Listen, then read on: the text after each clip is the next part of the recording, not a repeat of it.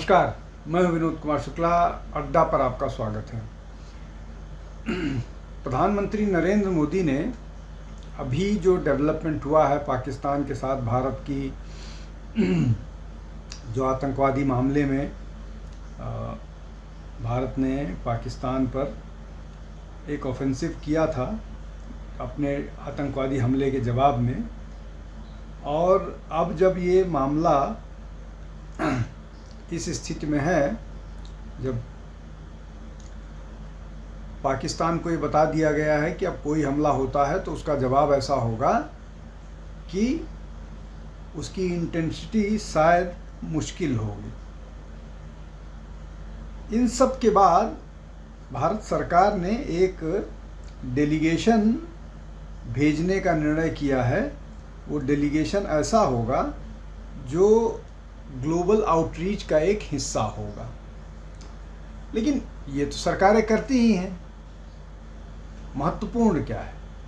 महत्वपूर्ण ये है कि इस डेलीगेशन में बाकी लोगों के अलावा शशि थरूर, जो पूर्व विदेश मंत्री हैं, मनमोहन सिंह की सरकार में उनके पास विदेश मंत्रालय रहा है, विदेश राज्य मंत्री, उनको भी इस डेलीगेशन का हिस्सा बनाया गया है। जो पाकिस्तान के खिलाफ जो आतंकवाद, पाकिस्तान का जो आतंकवाद के लिए भूमिका है, जो पाकिस्तान स्पॉन्सर्ड आतंकवाद है, उसको ग्लोबल स्टेज पर एक्सपोज करने के लिए ये डेलीगेशन जा रहा है। और इस डेलीगेशन में शशि थरूर को दिया गया है। और शशि थरूर को एक दिन पहले ही कांग्रेस की तरफ से ये चेतावनी मिली थी कि वो अपनी लिमिट क्रॉस कर गए हैं, लक्ष्मण रेखा उन्होंने पार कर ली है।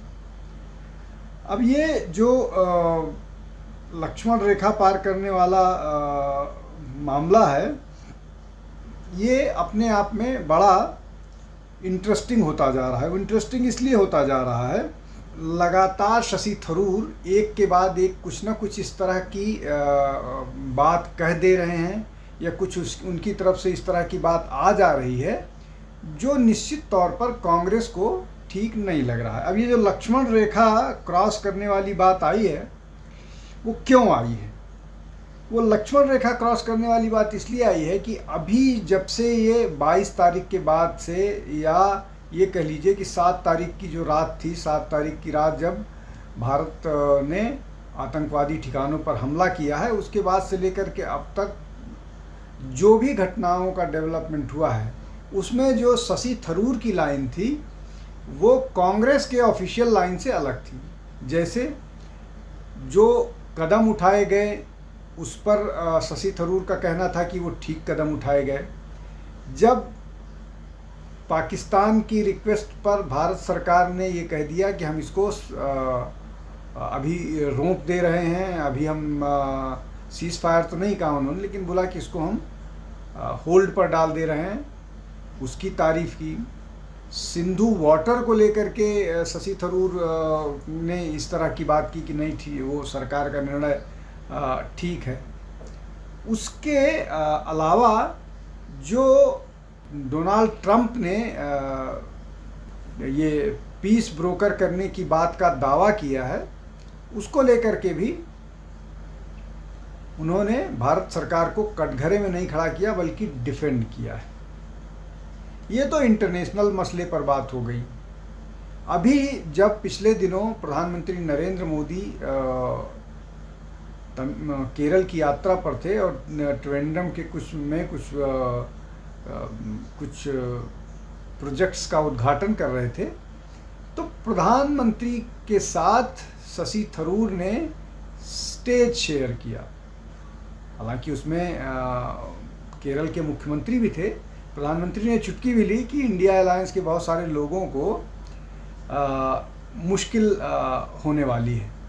इसमें जो मसला है, इसको और भी आगे समझने की कोशिश करते हैं। देखिए, शशि थरूर के बारे में ये बोला जाता रहा है हमेशा से कि वो जिस तरह की बात करते हैं, जिस तरह की राजनीति करते हैं, और वो कई बार जैसे उनका हिंदुत्व को लेकर के स्टेटमेंट जो था कि इसको हिंदू पाकिस्तान नहीं बनना चाहिए, इसको लेकर के इस भाजपा से उनका इस तरह का बहुत बोन होमी जैसा नहीं था।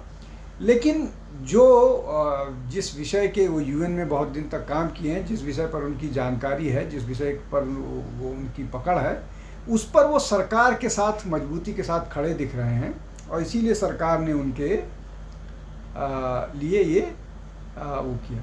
अब बहुत सारे लोगों को ये स्पेकुलेशन होने लगा है, बहुत सारे लोग ये कहने लगे हैं कि शायद उनकी भाजपा के साथ नज़दीकी बढ़ रही है, और जिस तरह से चुनाव केरल में विधानसभा के होने वाले हैं, उसमें केरल में आपस में लड़ाई जो कांग्रेस के नेताओं में चल रही है, जैसे शशि थरूर को कह लीजिए, रमेश चन्नीथल्ला को कह लीजिए, उसके अलावा जो के.सी. वेणुगोपाल हैं उनको कह लीजिए, ये सारे लोग इस उसमें हैं कि इनको केरल प्रदेश का अध्यक्ष बना दिया जाए, जिससे संभावना ये है कि चुनाव जीतने के बाद मुख्यमंत्री पद का मिलेगा।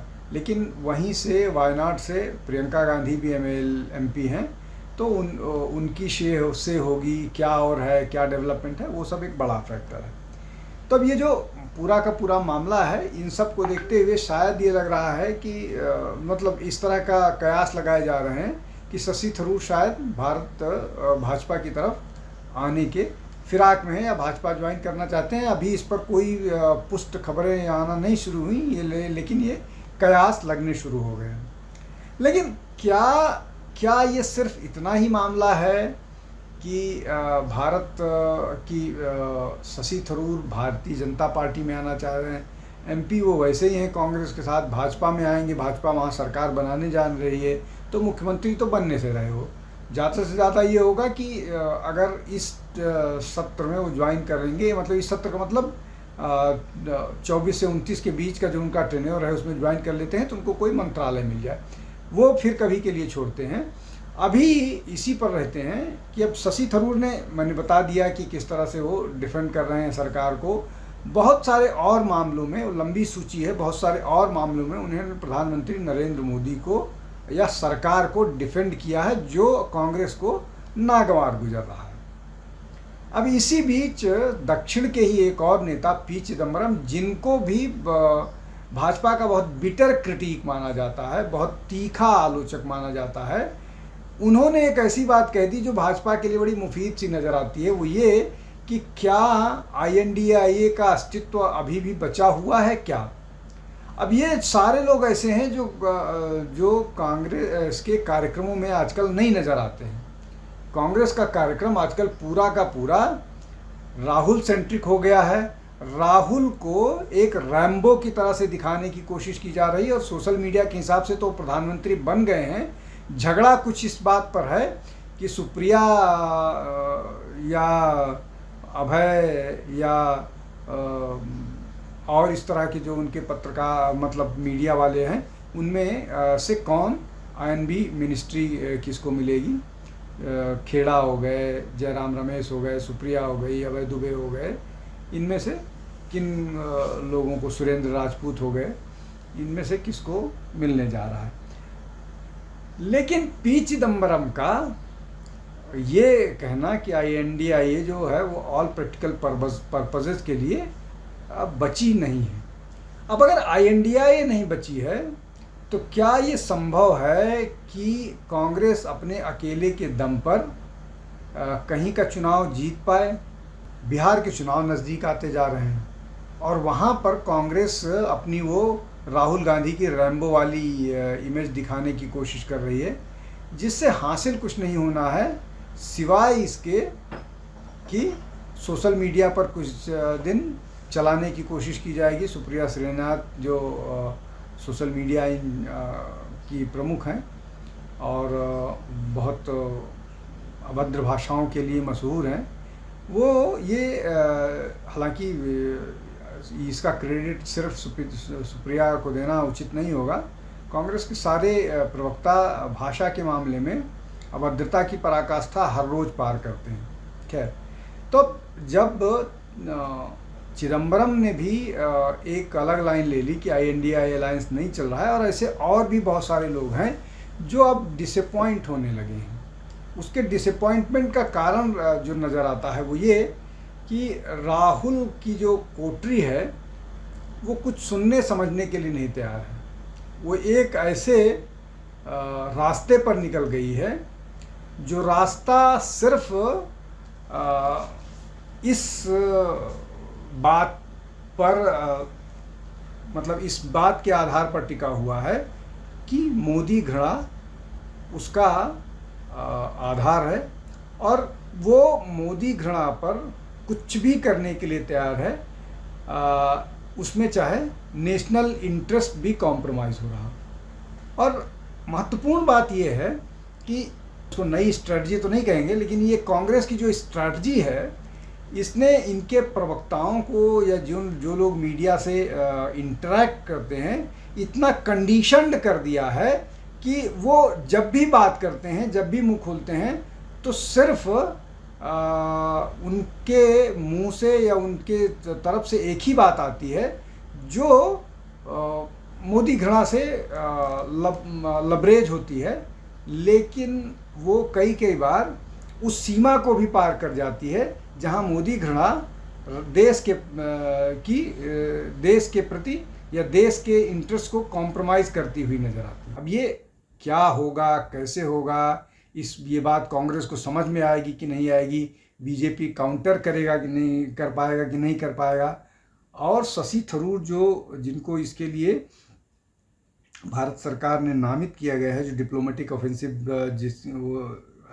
के लिए जा रहे हैं, उसका क्या परिणाम होगा, इसलिए कि ये 30 एमपीओं की सूची है जो 30 लोग बाहर जाएंगे, इसका क्या परिणाम होगा ये तो आने वाले समय बताएगा। लेकिन एक और बेहतर नेता लगता है कांग्रेस खोने जा रही है, और अगर वो एक से बढ़ के 3, 4 या 5 हो जाएं तो कहा नहीं जा सकता। कांग्रेस कब सुधरेगी ये भी कहा नहीं जा सकता। आज के लिए बस इतना ही। आप हमारे चैनल पर जुड़ते रहिए, हमारे इसको शेयर कीजिए, लाइक कीजिए, सब्सक्राइब कीजिए, जिससे ज़्यादा से ज़्यादा लोगों तक हम पहुंच सकें। बहुत बहुत धन्यवाद। नमस्कार।